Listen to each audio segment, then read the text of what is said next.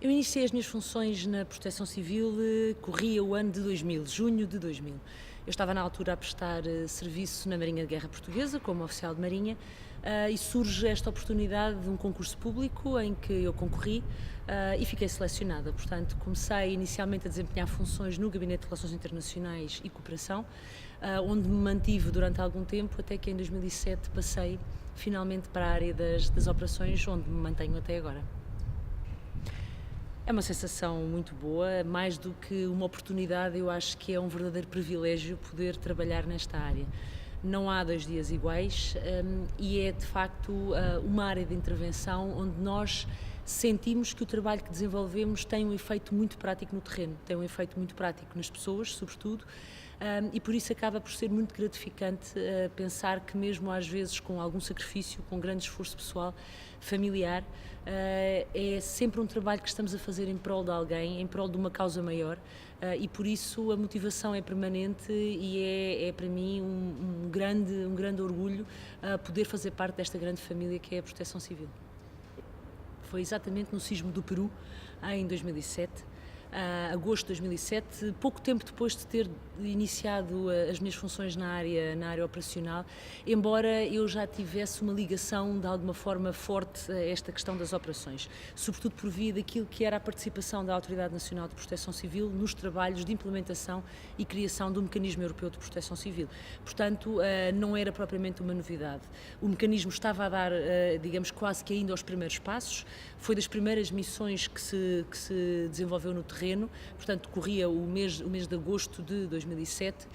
e foi de facto uma experiência muito gratificante, porque uma coisa é nós trabalharmos em gabinete, uma coisa é trabalharmos em planeamento operacional, uma coisa é até participarmos numa série de exercícios como foi aqui o caso, outra coisa é de facto ir para o terreno e enfrentar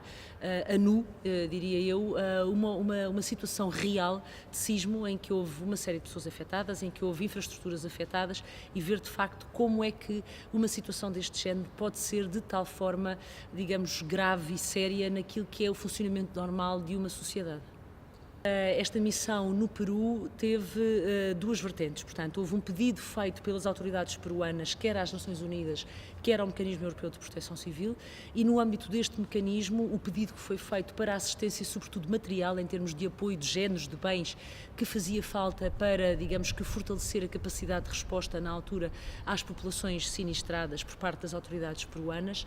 Fruto desta ativação, o mecanismo contactou todos os Estados participantes neste mesmo mecanismo para averiguar e para aferir qual a possibilidade e a capacidade de resposta. Conforme faz parte dos procedimentos operacionais no âmbito deste mecanismo, paralelamente a este pedido de bens, foi acionada uma equipa de avaliação e reconhecimento. Estes acionamentos pressupõem uma consulta aos Estados-membros, aos Estados participantes no mecanismo, ou seja, eles elencam uma série de requisitos, de pré-requisitos e questionam os Estados que queiram eventualmente nomear peritos nacionais que são, digamos que, cedidos à Comissão Europeia para integrar estas missões. Portugal foi um dos países que respondeu positivamente a este apelo, indicou o meu nome e eu acabei por ser selecionada pelos serviços competentes da Comissão, na altura chamava-se o MIC, Monitoring and Information Center, hoje European Emergency Response Coordination Center, portanto o ERCC. Portanto, há uma evolução bastante significativa nesta capacidade de resposta por parte da União Europeia e, portanto, o MIC fez esta seleção e eu fui selecionada e integrei assim uma equipa na qual estavam integrados outros peritos, designadamente de Espanha, um perito espanhol que assumiu a função de team leader, uma perita da Áustria e também uma perita francesa, concretamente na área da emergência médica. Esteve também connosco uma outra portuguesa, uma colega nossa, que estava na altura a desempenhar funções como perita nacional destacada neste mesmo centro, no MIC, a nossa colega Vera Goldschmidt, e portanto que integrou também a equipa como oficial de ligação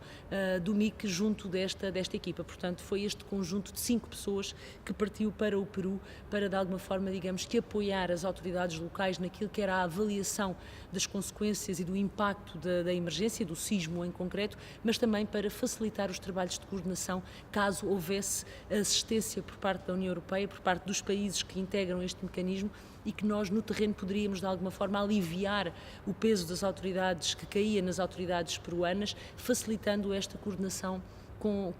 digamos, com a chegada de eventual equipamento, bens de auxílio.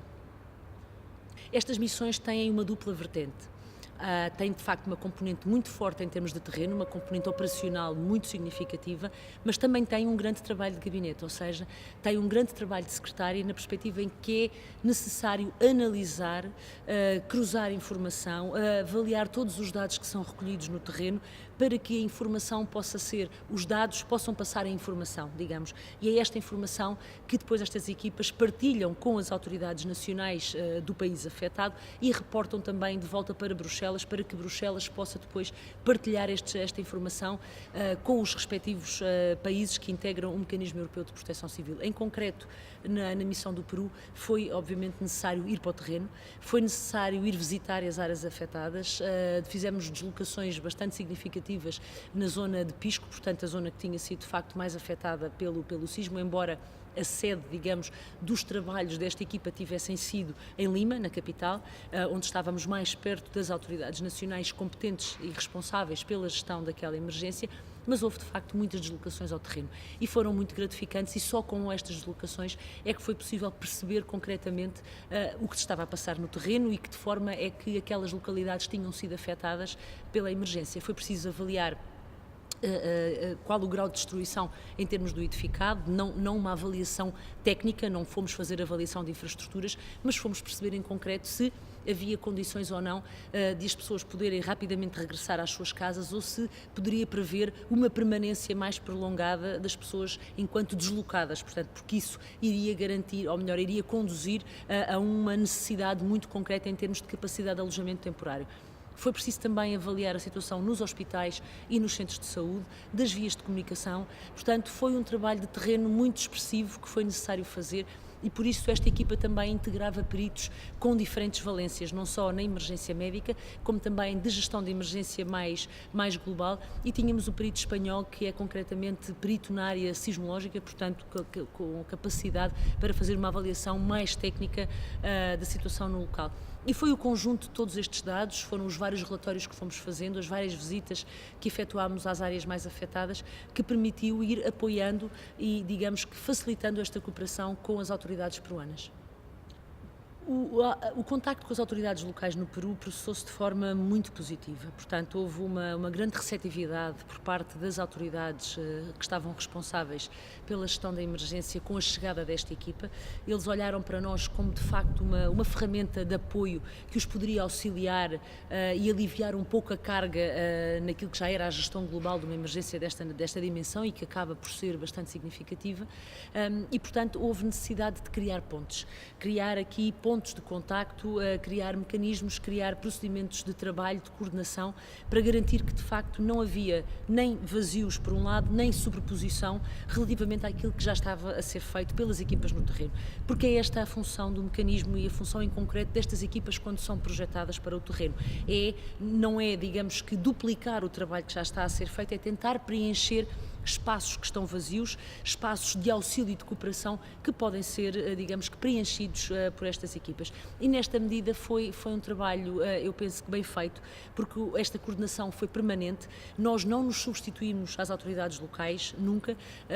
o objetivo é mesmo este, portanto, é apoiar e auxiliar no trabalho que está a ser feito. Foram eles que nos indicaram quais as áreas que gostariam de ser, que eles gostariam que fossem visitadas, que fossem avaliadas, foi isso que nós fizemos, portanto, todo o trabalho no terreno não foi feito nunca de forma autónoma, digamos que independente, foi feito sempre em coordenação e em estreita articulação com as autoridades locais que estavam responsáveis por aquela situação. E, portanto, nesta medida eu penso que foi um trabalho de simbiose muito bem conseguido.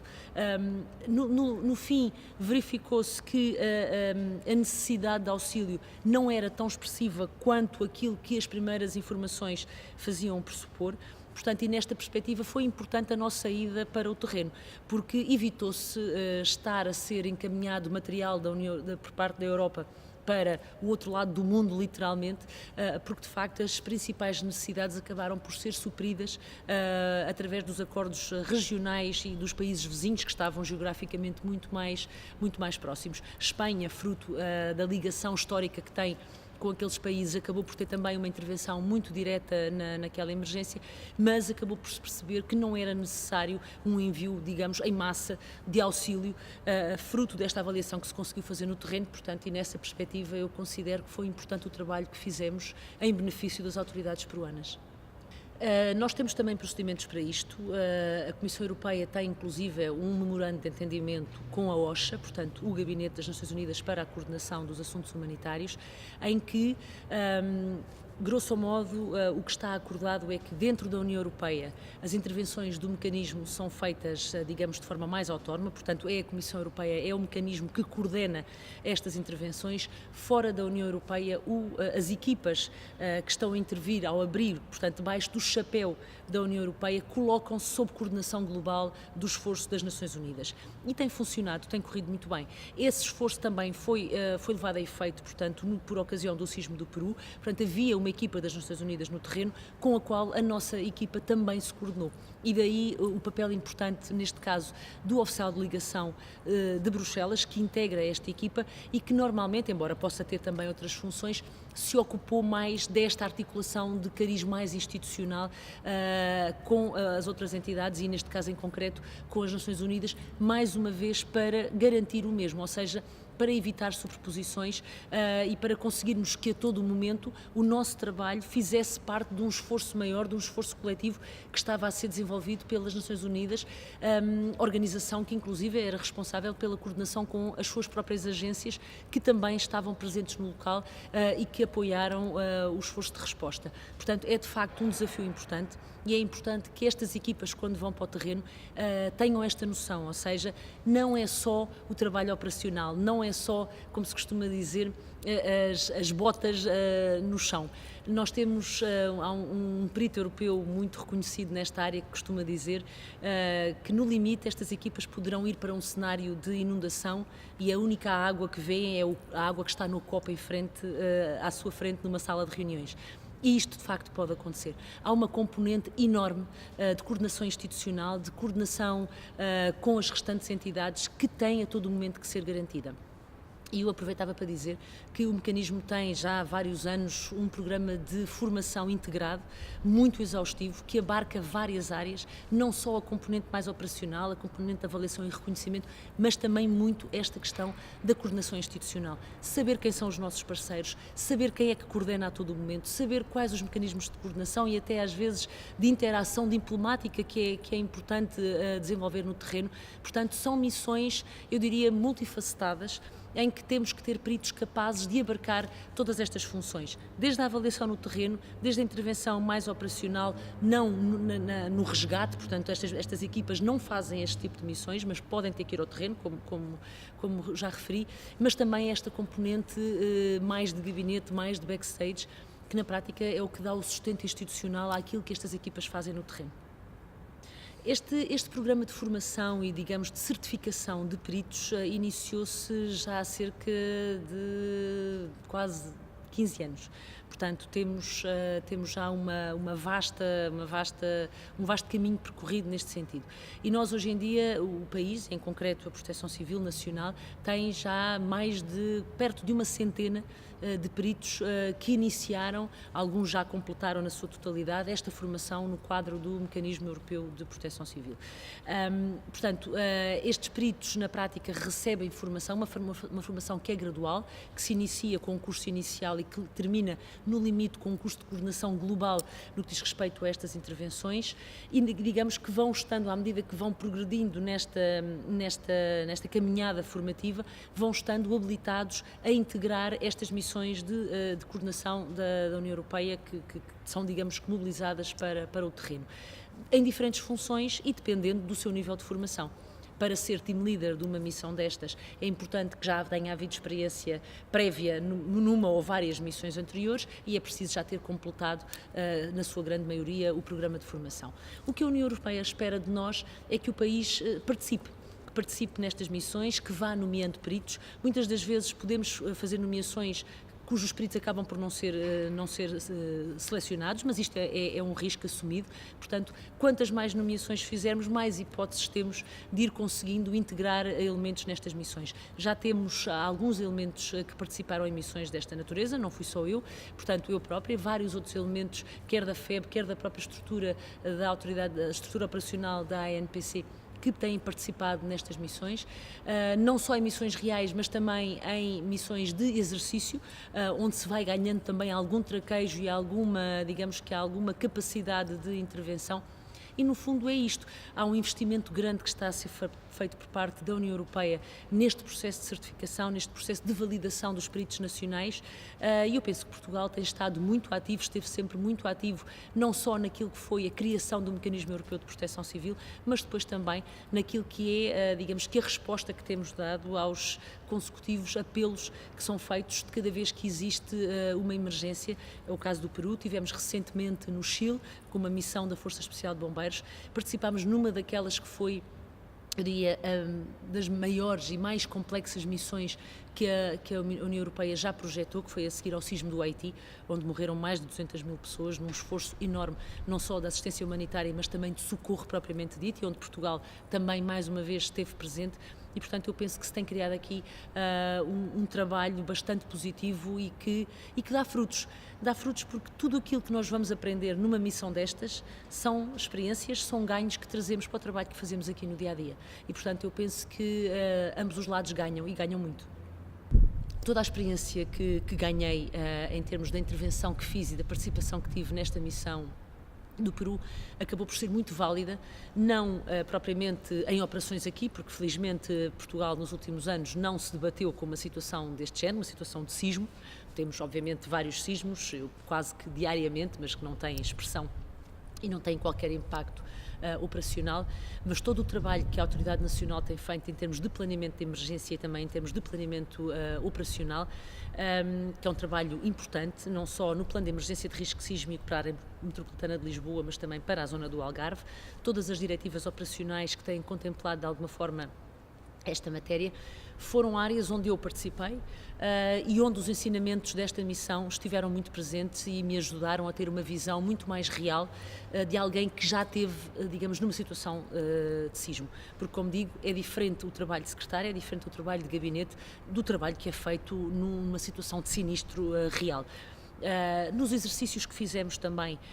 em 2008, 2009, um deles inclusive é de natureza internacional, portanto o PT Quake 2009, foi uma ocasião onde me foram muito úteis os ensinamentos e toda a experiência que trouxe comigo do Peru. Portanto, eu recordo esta experiência como uma experiência fundamental para aquilo que tem sido a minha missão e a minha função, as minhas funções no âmbito da estrutura operacional da Autoridade Nacional de Proteção Civil. Em termos pessoais também, porque assistimos a situações, não diria dramáticas, mas de algum desespero, de pessoas que tinham sido diretamente afetadas por esta missão, por esta emergência, crianças, populações mais vulneráveis, e são situações que marcam sempre e que nos colocam, mais atentos, não enquanto operacionais, mas também enquanto cidadãos. Porque os operacionais, os bombeiros, polícias, GNR, os médicos, os operacionais da Proteção Civil, antes de o serem, são cidadãos. E todos nós, enquanto cidadãos, temos também um papel importantíssimo a desempenhar nesta matéria e temos que ter noção que o socorro começa em nós, enquanto cidadãos. E por isso, tudo aquilo a que eu assisti no Peru, o papel que a sociedade tem e que nós temos, nós cidadãos, enquanto parte desta sociedade, é absolutamente fundamental e muitas das vezes pode fazer a diferença.